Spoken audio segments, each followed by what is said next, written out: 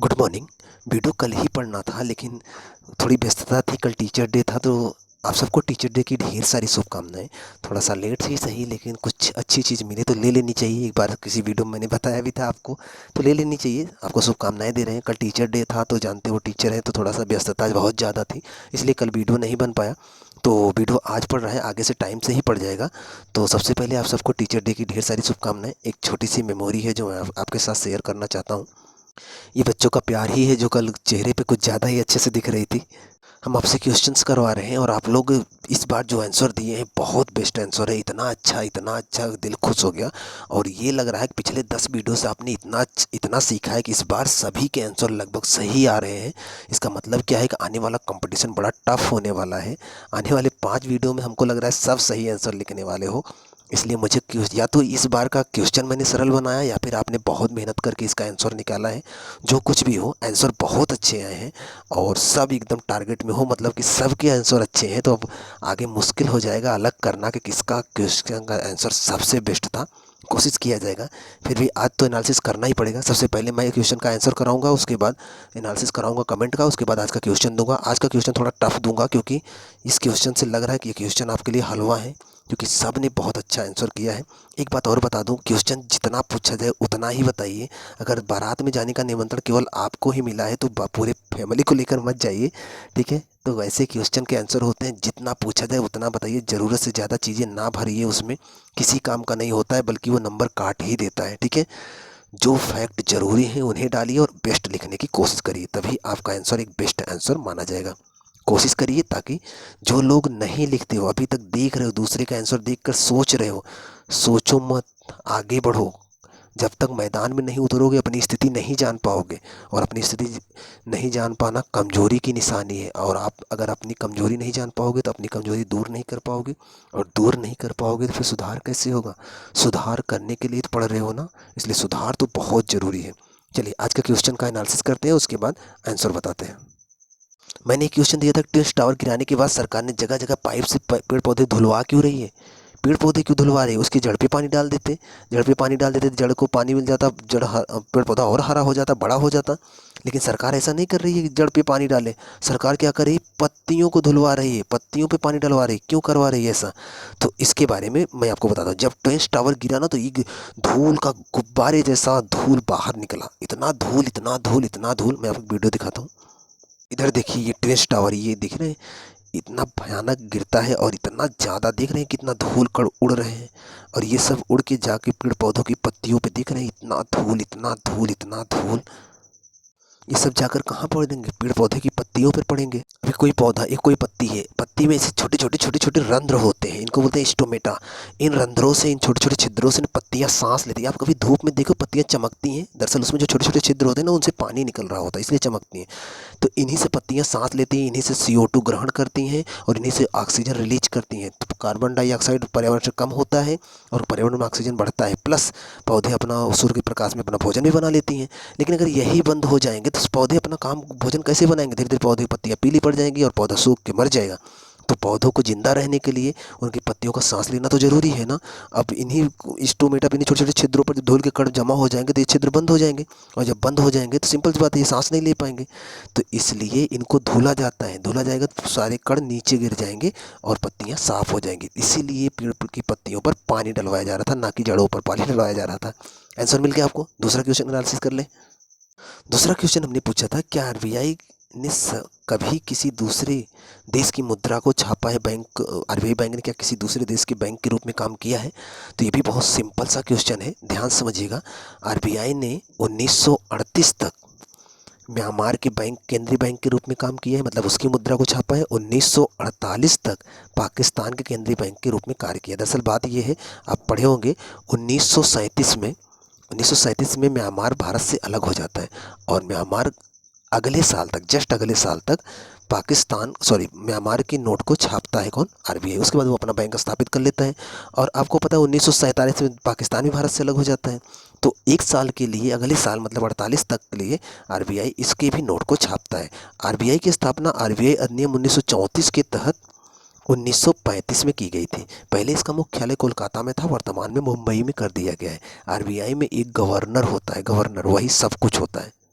RBI के प्रथम जो गवर्नर थे वो आर स्मिथ थे, और आरबीआई के जो प्रथम भारतीय गवर्नर थे वो सीडी देशमुख थे। ये सब आपको नहीं लिखना था, ये तो मैं इसे जनरल जानकारी के लिए बता रहा हूँ।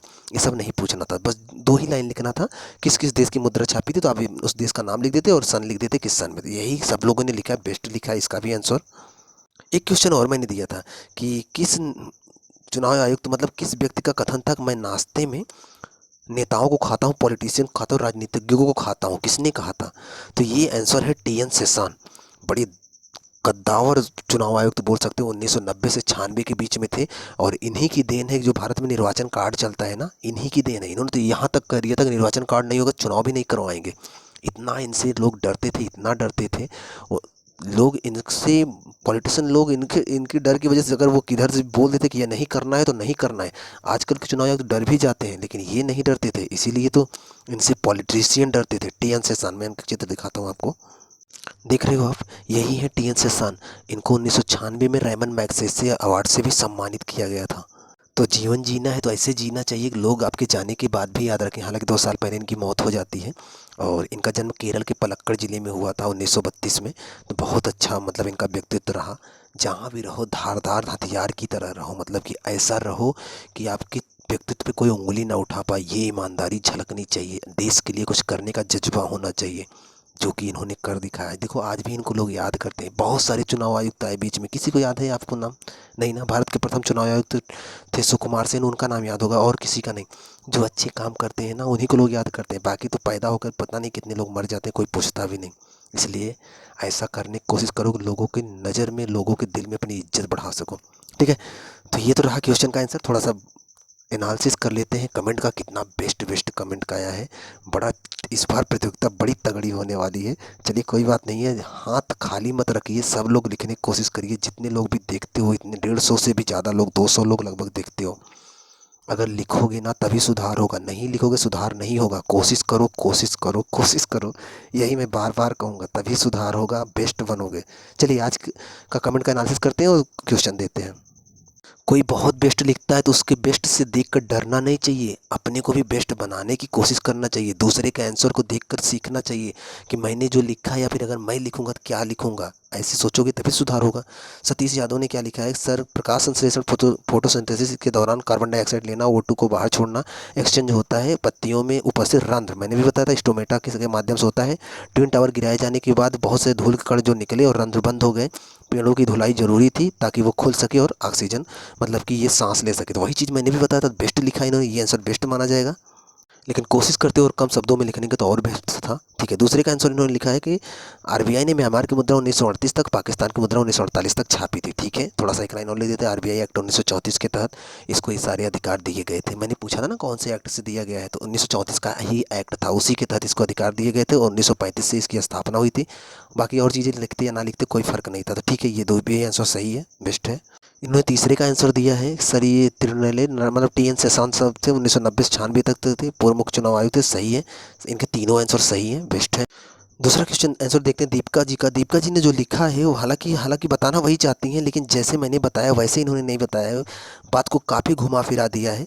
इसको बेस्ट आंसर नहीं माना जा सकता। हालांकि कहने का मतलब आपका समझ में आ रहा है, आंसर सही है ऐसा नहीं है, लेकिन अगर बेस्ट आंसर की कैटेगरी में शामिल किया जाए तो वहाँ बहुत बेस्ट ये नहीं है। ठीक है, जो मैंने बताया है या फिर जो इसके पहले कमेंट पढ़े हैं, थोड़ा सा देखिए और आगे से आप सुधार करिए अपने अंदर। और इनका दूसरा आंसर बेस्ट माना जा सकता है। 1934 के अधिनियम के तहत 1935 में स्थापना हुई, सही है, बेस्ट है। आरबीआई को लाया गया था, और पाकिस्तान और म्यांमार की मुद्रा इन्होंने 38 और 48 तक छापा थी। ये आंसर बेस्ट है, माना जा सकता है इसे।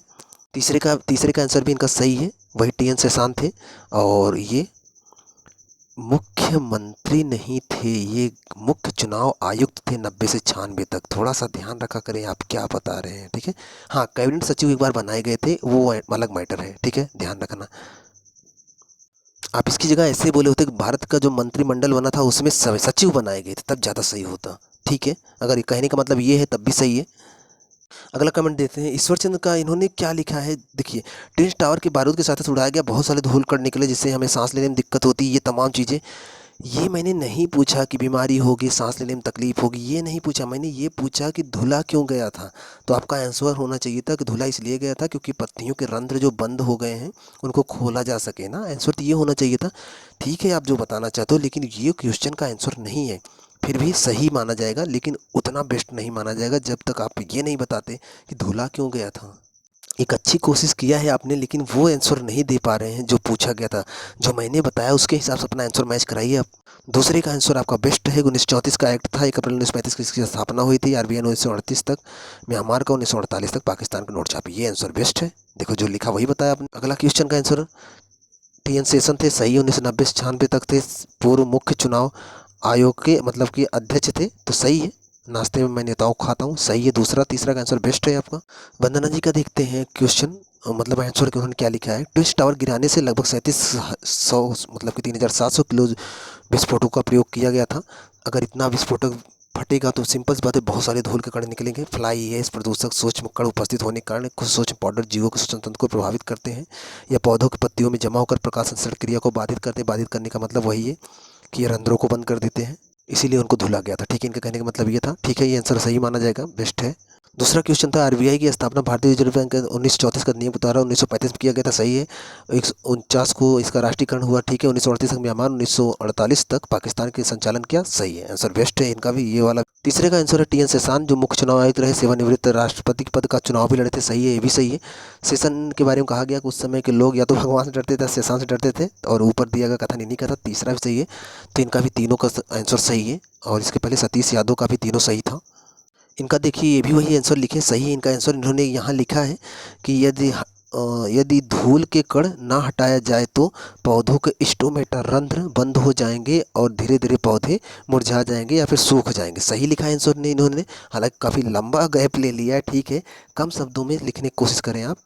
दूसरे का आंसर इन्होंने दिया है कि आरबीआई 1934 का एक्ट के तहत 1935 स्थापित हुआ था, 1938 तक म्यांमार तक, 1947 नहीं, फिर 48 तक पाकिस्तान की मुद्रा को छापा है। थोड़ा सा गड़बड़ हो गया, ठीक है। और इन्होंने टीएन शेषान के बारे में कहा है, और 1955 में नहीं थे, ये गड़बड़ कर दिया। क्या लिख रहे हो आप, ये क्वेश्चन पूरा सही नहीं माना जाएगा। ठीक है, आपका पहले का और दूसरे का आंसर सही माना जाएगा। और बाकी ये दूसरे में भी आपने थोड़ा गड़बड़ किया है, तीसरे में भी थोड़ा गड़बड़ किया है। ठीक है, पहला आपका आंसर सही है। थोड़ा सा सुधार रखिए, अगर ऐसे गड़बड़ करेंगे ना तो आगे बहुत दिक्कत हो जाएगी। अगला क्वेश्चन देखिए, मतलब अगले लोग आनंद पटेल ने क्या लिखा है। एयर पोल्यूशन कम करने के लिए ताकि पर्याप्त मात्रा में CO2 और O2 बाहर निकल सके और अंदर जा सके। ठीक है, ठीक है, जैसे ठीक है, कोशिश आपने अच्छा किया है। दूसरा, आरबीआई की स्थापना 1934 के एक्ट के तहत 1934 के एक्ट के तहत हुआ था। ये नहीं लिखा कब हुआ था, 1935 में हुआ था। और 1938 तक म्यांमार की मुद्रा छापा था और 48 तक पाकिस्तान की मुद्रा, सही है ये आंसर।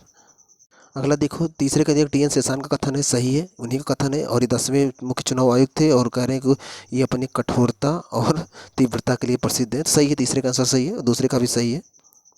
पहले का आंसर थोड़ा और बेस्ट लिख सकते थे ये। जयप्रकाश ने जो लिखा है, प्रत्येक प्रकाश संश्लेषण से होता है, कार्बन डाइऑक्साइड ग्रहण करते हैं, ऑक्सीजन को निकालते हैं बाहर, धूल के कण के कारण ये संश्लेषित नहीं हो पाता, तो सही है। ठीक है ये आंसर। आरबीआई एक्ट 1934 के तहत 1935 में स्थापना हुई थी, 1948 तक ये पाकिस्तान और 1938 तक म्यांमार की मुद्रा छापा, ये भी सही है। टीएन शेषान है, सही है, ये भी सही है। 90 से 96 तक थे और रेमन मैग्सेसे से भी इनको मिला है, तो ये भी सही है। अनुराग मौर्य ने केवल पहले का आंसर दिया है, आपको तीनों का आंसर देना था। हम क्वेश्चन लिखने में क्या गड़बड़ी कर देते, थोड़ा सा देखिएगा। हम मुस्कान ने क्या किया है, प्रयागराज हाई कोर्ट ने पिछले फैसले के खिलाफ, मतलब हाई कोर्ट के खिलाफ फैसले के खिलाफ सुप्रीम कोर्ट गए थे। 7 साल की लड़ाई चली और 31 अगस्त को 2021 को इसे गिराने के लिए सुप्रीम कोर्ट ने आदेश दिया और इसे 3 मंथ के अंदर गिरा देना है। ये तो पूरा इन्होंने डिटेल बता दिया। क्या यही क्वेश्चन पूछा गया था? ये क्वेश्चन नहीं पूछा गया था ना, ये पूछा गया था कि इसके गिरने से जो धूल कण उड़े हैं उनसे पत्तियों को क्यों धुला जा रहा है, ये पूछा गया था। तो ये तो आपने इसका डिटेल बता रहे हैं। हमने क्या बताया, जो पूछे थे वही बताइए। ये क्वेश्चन का आंसर नहीं है मुस्कान जी। मुस्कान जी ने दूसरे का आंसर दिया है कि आरबीआई एक्ट मतलब आरबीआई की स्थापना 1935 में हुई थी और इसके एक्ट 22 के तहत इंडिया, पाकिस्तान और म्यांमार की मुद्रा छापी थी। कौन कौन सी छापी थी ये नहीं दिया है, तो बहुत बेस्ट नहीं है ये। तीसरे का आंसर इन्होंने बताया है टीएन शेषान थे, तो ये सही है। ठीक है, तो तीनों में अगर देखा जाए तीसरा आंसर बेस्ट माना जाएगा।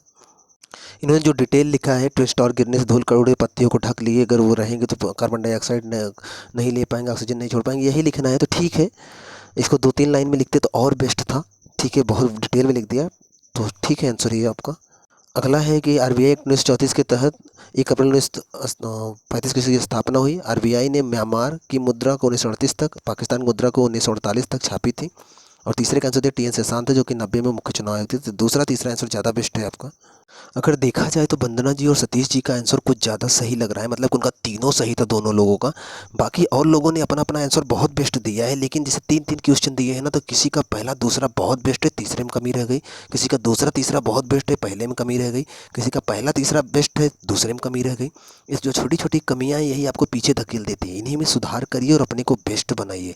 बाकी इन दोनों का तो कमेंट, इन दोनों का अगर आप देखे होगे तो आपको पता चल गया होगा इन लोगों का तीनों सही था। ठीक है, तो धीरे धीरे ही सही, अच्छा लिखने की कोशिश करें। अभी 4 वीडियो पड़े हैं, और बेस्ट लिखिए, कम शब्दों में ज़्यादा लिखने की कोशिश करिए, कम शब्दों में ज़्यादा से ज़्यादा बात कहने की कोशिश करिए। ठीक है, तो अगली वीडियो में थोड़ा सा अगला, आज के क्वेश्चन थोड़े टफ होंगे, तो अगली वीडियो में कम शब्दों में बेस्ट लिखने की कोशिश करिएगा, अच्छा लिखने की कोशिश करिएगा। ठीक है, अभी मौका है, बेस्ट कर सकते हो। चलिए आज का क्वेश्चन देखते हैं। 3 क्वेश्चन में से एक क्वेश्चन ऐसा ज़रूर होता है जो आपके कमेंट को बेस्ट बना सकता है। क्वेश्चन देखिए, संविधान के 3 अनुच्छेदों में पर्यावरण और शिक्षा की बात की गई है। आपसे ये क्वेश्चन मैं करवा चुका हूँ, फिर से सुनिए। संविधान के 3 जगह पर, मतलब संविधान में 3 जगह 3 अनुच्छेदों में पर्यावरण और शिक्षा की बात की गई है कि पर्यावरण भी हो को साफ रखिए और शिक्षा सबको दीजिए ना। आप पढ़े होगे, सुने होगे, समझे होगे। क्वेश्चन मेरा ये है कि कौन सा अनुच्छेद बहुत ज़्यादा पावरफुल है। जब 3 अनुच्छेदों में बात की गई है, तो कौन सा अनुच्छेद बहुत ज़्यादा पावरफुल है और क्यों है। समझ में आ रहा है क्वेश्चन ना। जब उसका वर्णन 3 जगह अनुच्छेदों में है, तो उसमें सबसे ज़्यादा पावरफुल कौन सा अनुच्छेद है और क्यों है, उसका आंसर देना है। पहला क्वेश्चन ये हो गया। दूसरा क्वेश्चन देखिए, ये आपका कमेंट को टॉप बनाएगा, आपके कमेंट को बेस्ट बनाएगा। ध्यान सुनिएगा, थोड़ा कठिन है क्वेश्चन। अटल बिहारी वाजपेयी जानते हो, पहली बार जब ये प्रधानमंत्री बने थे देश के, तो इनकी सरकार केवल 13 दिन चली थी। याद है ना, अटल बिहारी वाजपेयी जब देश के पहली बार प्रधानमंत्री बनते हैं, इनकी सरकार 13 दिन चलती है। मैं ये जानना चाहता हूँ कि इनकी सरकार क्यों 13 दिन ही चली है। बहुत डिटेल नहीं लिखना है, 2 लाइन में आंसर बताना है। इतना सटीक बनाइएगा आंसर कि पढ़ने पर लगे कि हाँ, बहुत बेस्ट तरीके से आपने छांट के लिखा है। क्यों 13 दिन ही चली थी, यही बताना है। बहुत लंबी लाइनें नहीं हो जाए, मुश्किल से 2 या 3 लाइन में आंसर देना है। ठीक है, क्यों 13 दिन चली थी, उसी का जवाब देना है। अगला क्वेश्चन देखते हैं, ध्यान सुनिएगा। यह रोग ऐसा रोग है कि इसमें जो है, जो आरबीसी होती है, जो शरीर में रेड ब्लड सेल होता है, लाल रुधिर कणिकाएं होती हैं, उनका जीवन काल एकदम से कम हो जाता है। जानते हो, आरबीसी का जीवन काल 90 से 120 दिन होता है, अधिकतम 120 दिन तक लाल रुधिर कणिकाएं जिंदा रहती हैं, ये तो जानते हो आप ना। लेकिन जब यह रोग हो जाता है ना, तो इसमें लाल रुधिर कणिकाएं 20 से 30 दिन में ही मर जाती हैं। सोचो, जो इतना दिन जिंदा रहता था 20 से 30 दिन में मर जा रहा है। इतनी जल्दी मर जाएगा, शरीर में खून की कमी हो जाएगी, हीमोग्लोबिन की कमी हो जाएगी, उसको व्यक्ति को बार बार खून बाहर से चढ़वाना पड़ेगा। ये कौन सा रोग है जिसकी वजह से आरबीसी ऐसे जल्दी मर जाती है, और किससे फैलता है। किससे फैलता है मतलब ये है कि कवक से, कि विषाणु से, कि जीवाणु से, कि आनुवांशिक रोग है, क्या है ये, इसके बारे में बताना है आपको।